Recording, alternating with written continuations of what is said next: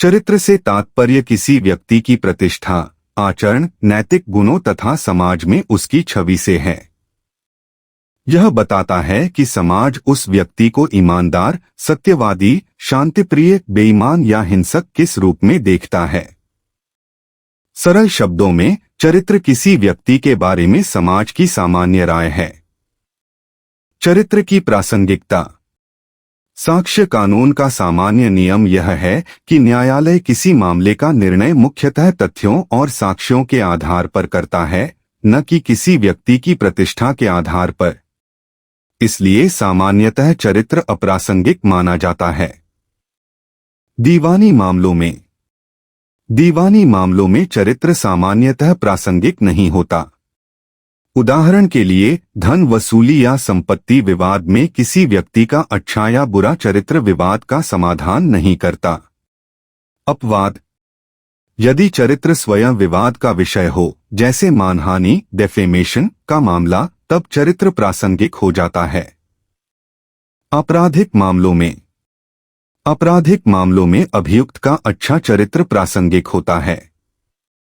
अभियुक्त यह दिखा सकता है कि उसकी प्रतिष्ठा अच्छी है।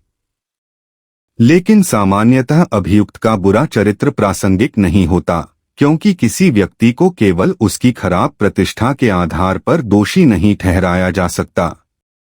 अपवाद।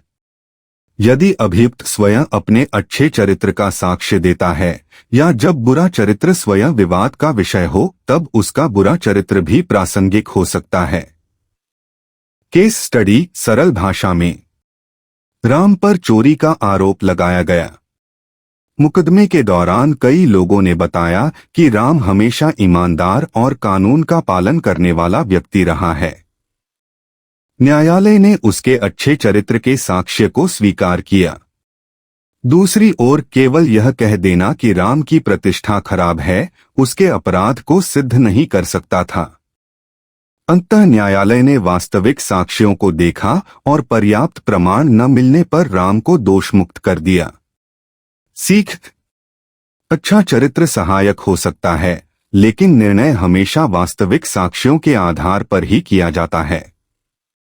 निष्कर्ष। चरित्र किसी व्यक्ति की प्रतिष्ठा और नैतिक गुणों को दर्शाता है।